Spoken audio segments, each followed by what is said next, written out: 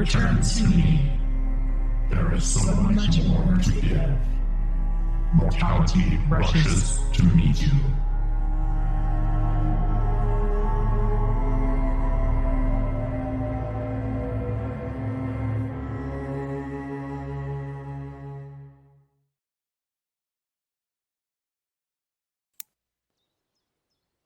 Good. The recorder seems to be in working order. My name is Silas Caldwell, and I've just been hired as a linguist for Vincula, a biotech firm. Strange that they'd be interested in the services of a linguist at all. Yes, it's as confusing to me as anyone I've cared to talk about it with. Not even mentioning the truly bizarre interview I had with Vincula. Everything about this company has made me suspicious of their intentions. However, they are well established in their field of business, and at least aren't a fake company here to harvest my organs. I think. They've made a number of minor breakthroughs in pharmacology and trade on the stock market. For all my exhaustive research, they appear a legitimate business. Still, what do they want with a linguist of all things? At any rate, I thought it prudent to have some record of my time here, especially on my first entry.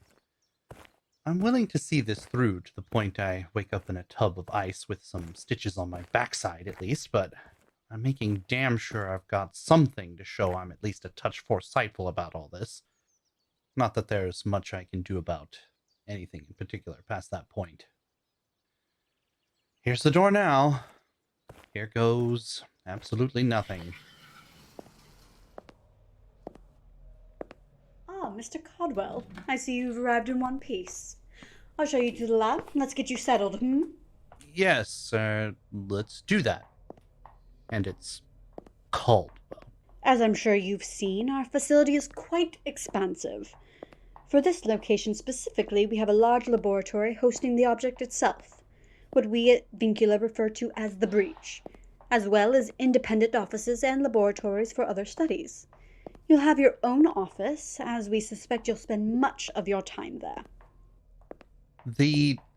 Was it breach? Is that what I'm meant to study? All in due time, Mr. Caldwell. Now follow behind me.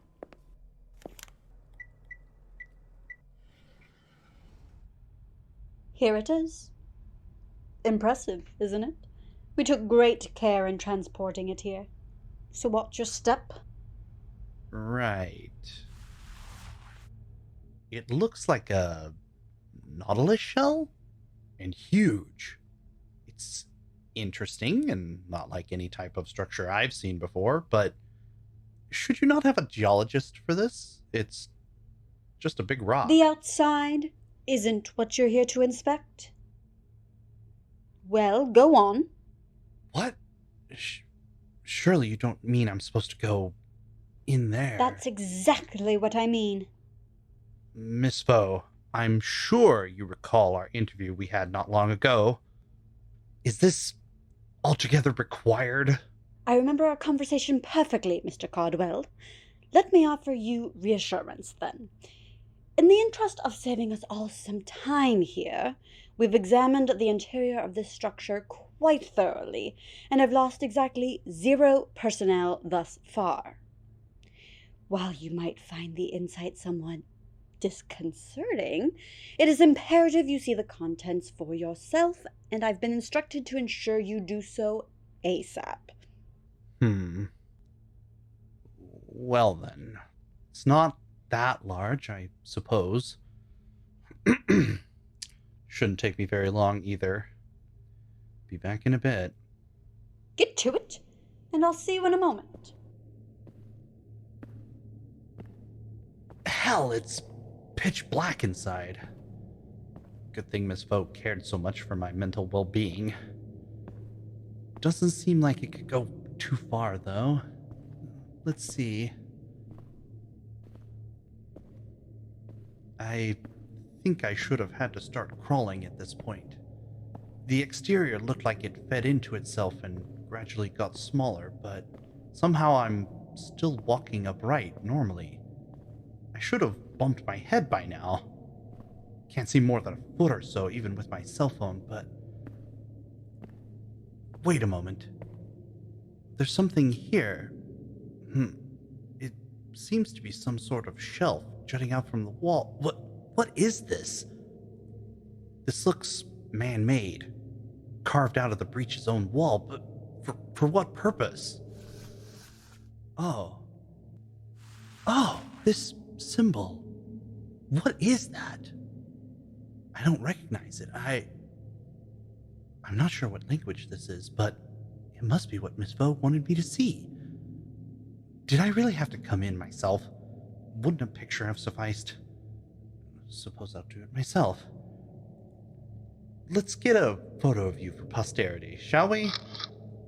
Hopefully the flash was enough to pick it up. I should go a bit further, see if there may be any other symbols.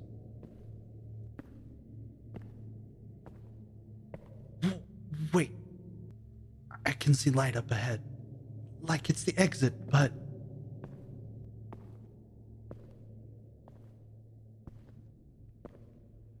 Enjoy the trip? What? But I swore I was only going forward. Surely I didn't get turned around so quickly.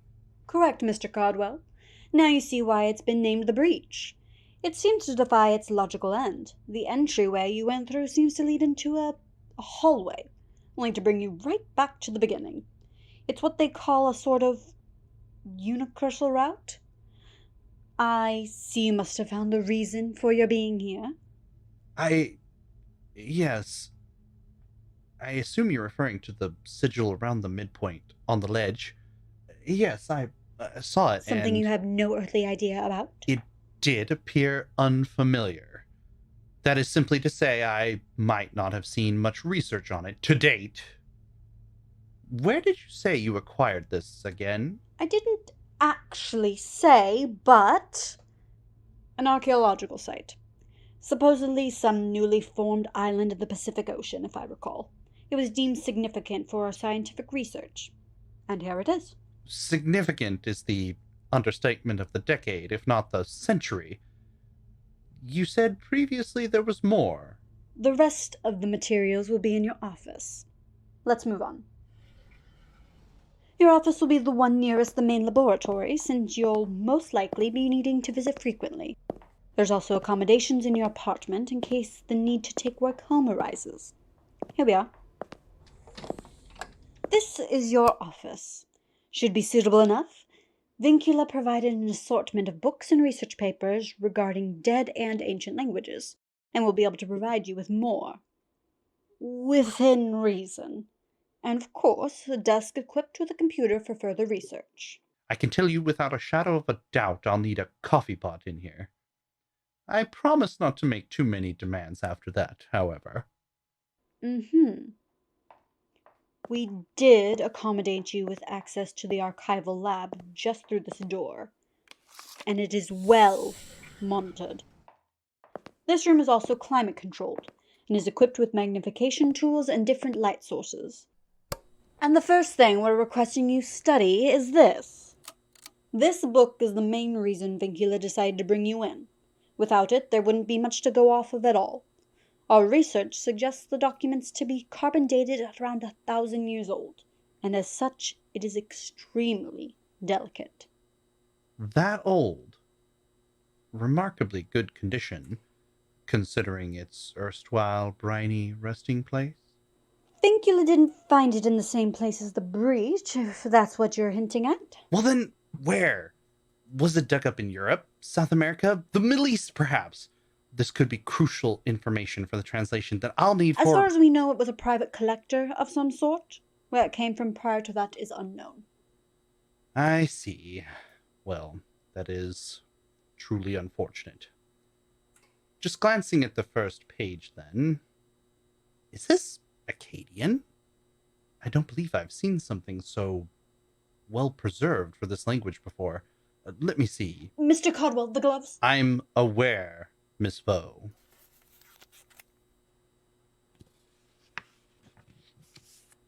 This latter portion, however, is certainly not Akkadian. I know Akkadian isn't logged very well. The last recorded use is around 100 CE. Well, it was, unless this is the real deal at more like 1000 CE. These other symbols don't resemble Akkadian at all. Two strikingly different writings in the same book, not to mention, it appears as though the cover is missing, and maybe even some And that pages... is precisely what we need for you, Mr. Caldwell. Vincula believes the Akkadian to be a translation of the language on the other pages, but I'm sure you can see that the first portion of the book is missing. We're hoping to gain some insight as to what we've collected. Or were we too hopeful in your candidacy? No, I'm fully competent in whatever translation... Perfect. Now there's a few more pieces you'll need. I'm a linguist, not a miracle worker. These stones are similar to the breach in their material. The unfamiliar language is also on these, but that's the only conclusion we've been able to surmise. Since you're going to ask, the stones were obtained from a variety of sources, private collections and museums and the like. Vincula is still looking for more just in case. Wonderful. I'm a geologist now. Your expectations for me deepen at every turn. But yes, I see how they seem to be made of the same stony material, and... Are these more sigils stenciled onto the bands? Wonderful. Since you're aware of your tasks, I'll be expecting a full log of daily activities and finds, along with any important updates delivered promptly. For now, I'll leave you to your own devices. And please be careful with the artifacts. I'll retrieve you at the end of your workday to show you your living arrangements. That's that, then. Talk about a whirlwind tour. I'm having trouble grasping the scale of what has just transpired. And why am I just as mystified now as I was when I first walked into this building? Let's see. I explored a physics-defying object that could just be a trick, but is pretty damn convincing. Got shown a supposedly ancient text containing the most well-preserved example of Akkadian script completely out of place for its purported time period. Akkadian in 1000 CE? I mean, really? And there's some language at the back of the book that's either too obscure for me to remember off the top of my head, or is some monk's private shorthand he didn't bother sharing with the rest of the world, or an elaborate fake again, perhaps. Who knows what, really. But how it ends up matching the symbol I found in the breach, which, by the way, just happens to come fresh scraped off the bottom of the ocean. Oh yeah, and a bunch of rocks that look like the same stone as the breach, with metallic bands and more scribbles on the bands. Just in case this wasn't expansive enough of a collection already. It's a lot to take in, and I'm not getting paid to just stand around pondering it. Time to do some light reading. April 5th, 2021 report for Miss Vaux. Silas Caldwell with a summary of Day 1 of translation work. I have confirmed the Akkadian roots of the first part of the book, and found nothing to correlate with the latter portion's language. Quite possibly a homebrewed language.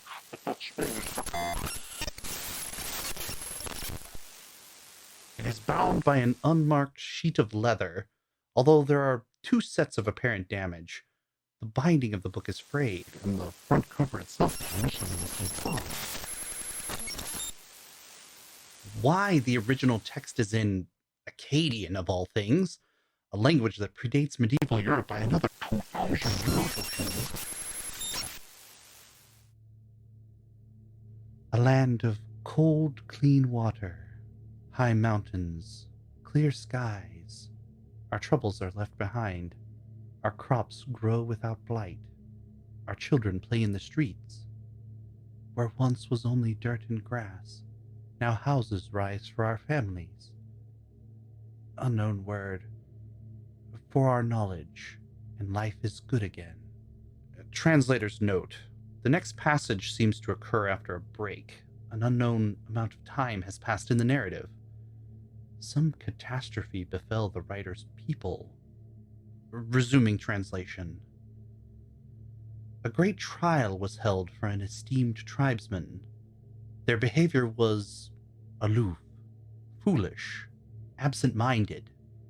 The defendant could not provide adequate answers for their behavior. Laziness? Translator's note. It seems the court proceedings had trouble bringing serious charges against the person in question.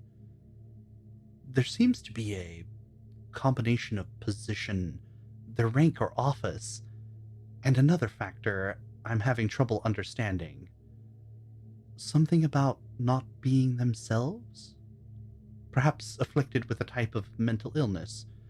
There are forms here in the unknown language isolate which may give greater complexity.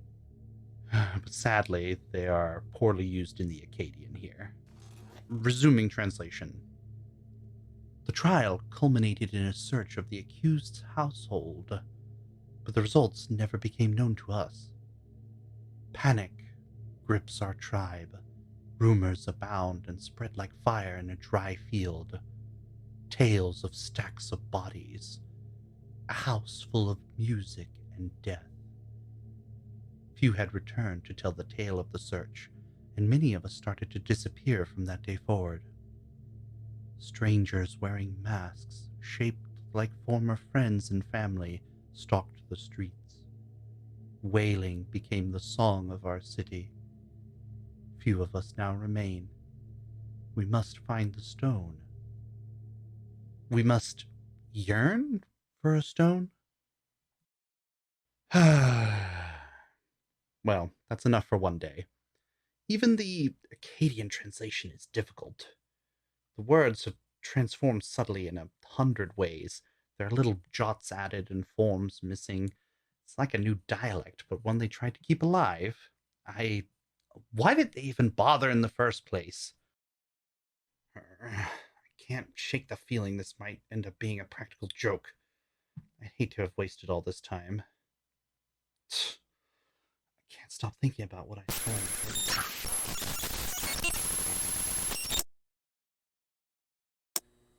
April 11th, 2021 Linguistics Report. This translation was more dense than I'd imagined, especially with the... I think I found something particularly important, though. Yes, right here. Anzanunzu in Akkadian. It's the word for a body of water, usually subterranean, but there's modifiers here. Large, marks the border. Oceanic, maybe? I believe my line of thinking and translations are correct. Anzanunzu is being used here for saltwater, specifically. Not only that, it seems to line up with the rune on the shelf. I did have to go take another trip to look at it inside, just to be sure. I'm not sure why, but the rune was barely visible from my phone's picture. Not enough exposure. I'm positive I had my flash on, but no matter now. Now, I took a look at those stones in the archival laboratory, and there, that same rune was repeated multiple times on one of the stones, scrawled across one of the metallic bands that's clamped on the rock. This has to mean, if I'm right, that it seems like the stone is linked.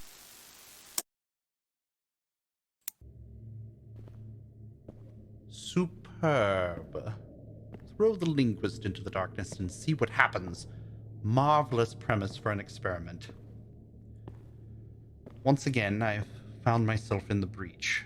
After presenting my findings to Ms. Vaux, she concurred with the evidence and then insisted on having me traverse the breach with the matching rune stone and a bottle of salt water. I'd have thought Vincula would have had someone specifically for this purpose. Turns out they did, and he was me. Things I'm doing to put food in Vox's belly. Ledge is still there. Yes, I was hoping it had mysteriously disappeared, as a matter of fact. Miss Vaux wants me to just set the stone here. The breach already behaves oddly. Is this really likely to accomplish... Ah! Oh! What just... The sigil. The saltwater sigil. It's lit up now. A pale blue color. Where's this light coming from? And what was that sound? I should go and report this to Miss Vo. No, not quite yet. I want to... Alright.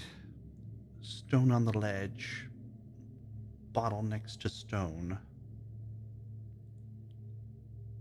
Well, doesn't look like anything else is happening, and I don't see any other changes to the breach or stone, other than the lit up rune.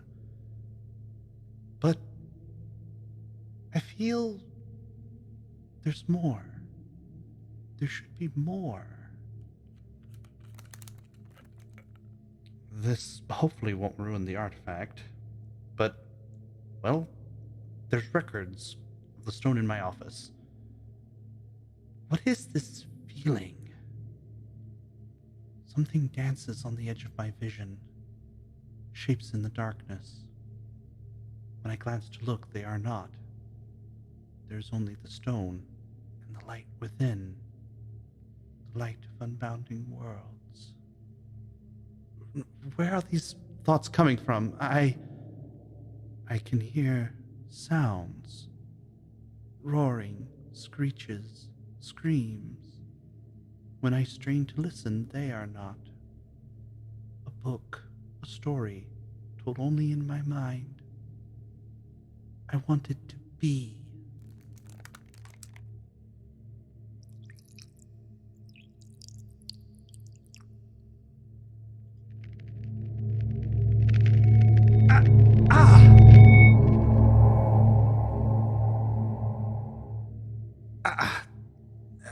That was alarming. Maybe now's a great time to go make my report. What's that smell? It's earthy, and that breeze, that was definitely not there before. Did pouring some water on that stone alter the breach? Great day. They're going to expect me to do something about this. The draft does seem to be coming from further in. That shouldn't be possible. That should just lead me back around to the entrance, right? Draft is picking up a bit. Something's definitely changed. I should be back in the dead air of the lab, but there's an enticing freshness, some kind of quality I can't quite put my finger on here. Feels like I'm about to...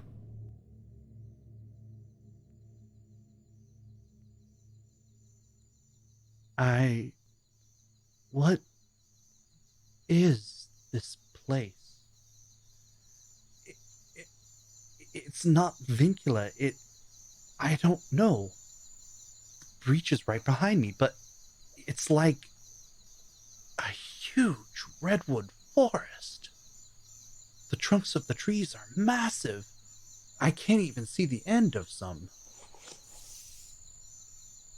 It's real. I can feel the grass beneath my fingers. I can smell the wet earth. Where the hell am I? Did it transport me somewhere? Where on earth could I be? It's still a little dim here. Is the sun just starting to come up? It was after lunch when I left. Am I in a different time zone? Whoa! I don't think I've ever heard birds like that. What were those? This is incredible. I wonder, should I try to scout the surroundings? It's a little warmer here, a bit sticky. Wasn't quite prepared for this sort of trek. Is there someone there? Oh no.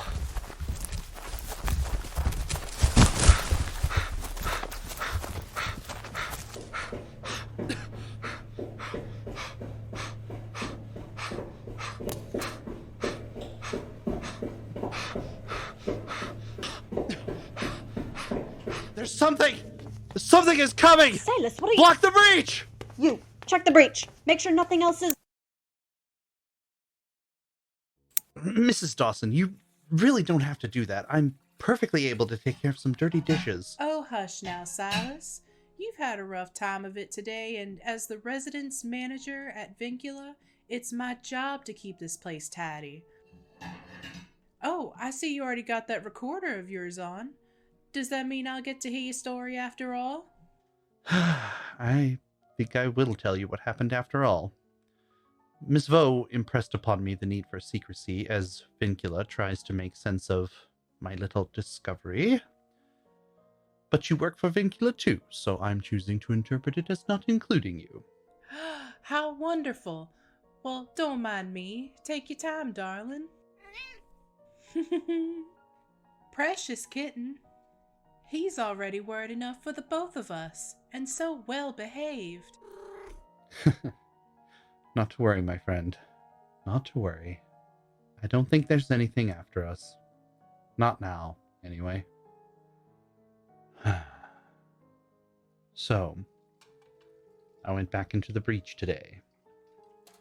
Took a risk and brought this very recorder in with me. Good chance I was going to get caught and it was never going to see the light of day. I wasn't sure I'd be seeing the light of day again either, for that matter. I made a bit of a breakthrough on the language isolate today, and thought I had figured out a particular point linking all these disparate items together. I mean, the breach, the stones, the book, all these seemingly unrelated things bound by one mysterious language. Wait, I don't think I figured it out. Based on what happened, I know I did.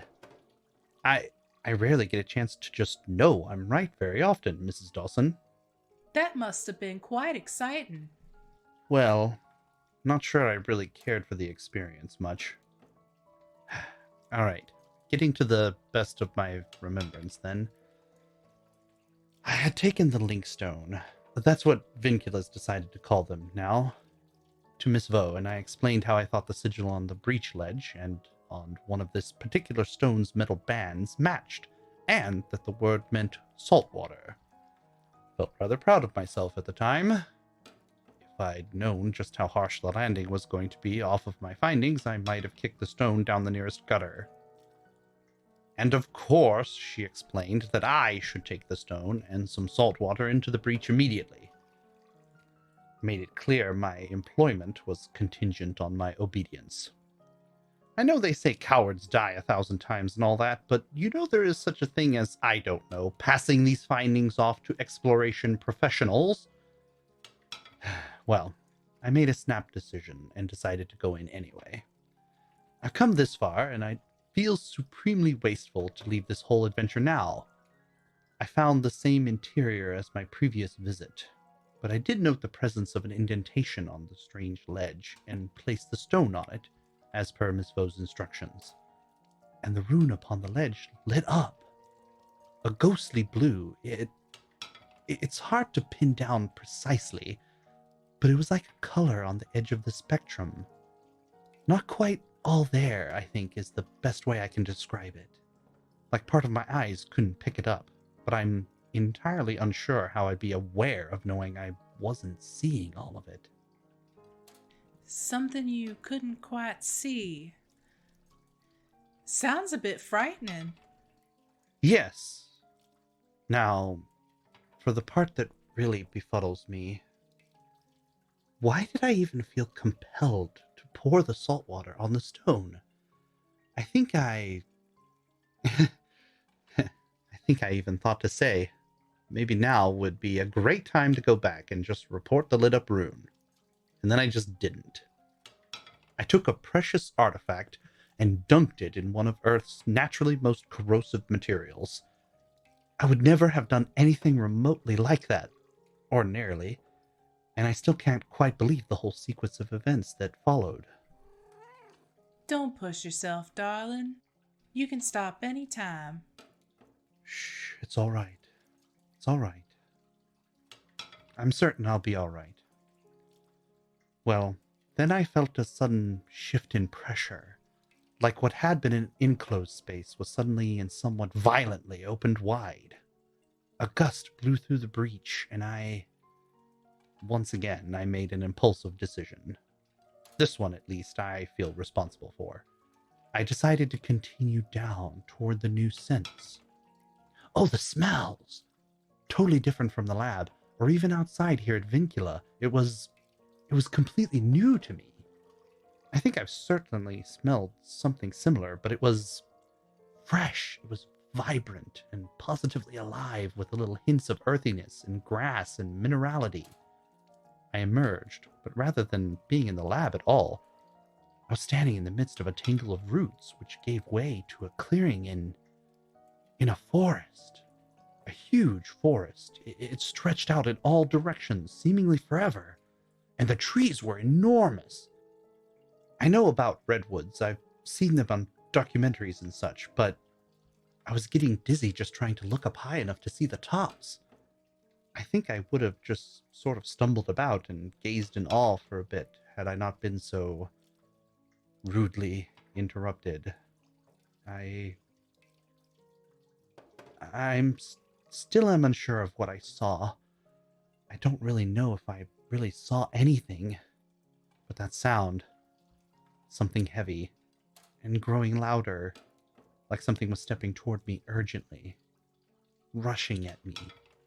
I had to let instinct take over, more or less. That awful feeling of being chased. I never had experienced something like that before. I ran back through the breach, just bolted back, through the roots of the tree and into that yawning hole where safety might be found. Thankfully, I did reemerge inside Vincula's lab. If I hadn't been trying, in a somewhat desperate manner, to escape from the lab, I might have stopped long enough to give Miss Vaux a piece of my mind, along with my resignation. Does that mean you're leaving us, and so soon? Just between us two, I don't think I could hardly blame you if you did leave, but goodness. Miss Vaux had to do a little coaxing in the aftermath. I'll admit I was not quite conversational after my venture, but I went somewhere new today. Somewhere I'd never been. Possibly, pending Vincula's inquiries, somewhere no one's been. It still feels unreal to me. Miss Vaux was able to independently confirm with some other employees that the breach does have a way through now, but only when the link stone is placed on the indent made for it on the ledge, and salt water is applied. Oh, right, the stone. They had to pry the link stone out of my hands. I didn't realize I had grabbed it on the way out. I stood in my office, hands trembling, just kind of staring at it, and then handed it back over to a calm but stern Miss Vaux. Whatever feeling possessed me to pour the water on it. Feels like I was beckoned to do so. That...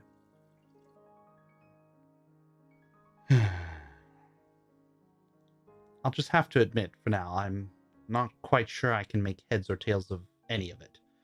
I am no physicist, no quantum theorist, not even a biologist. This will have to do as my best recollection of events, and simply that.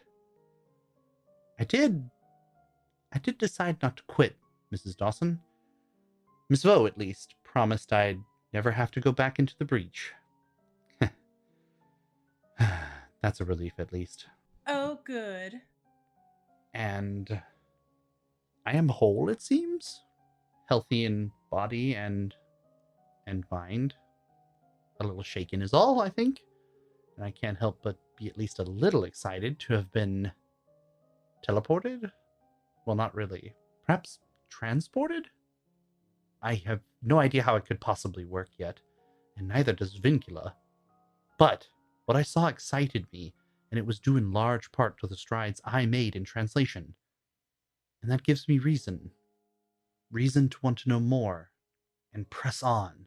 I'm always glad to listen to your stories, darling. As long as you don't reckon you'll get in trouble from the powers that be. I'd hate for you to get put on your rear. Looks like my rear belongs to Vincula. For a while, at any rate.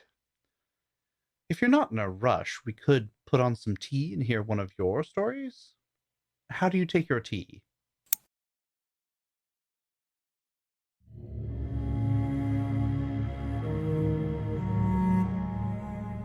Syntax is a podcast by Twin Strangers Productions and is licensed under an Attribution Share-alike 4.0 international license.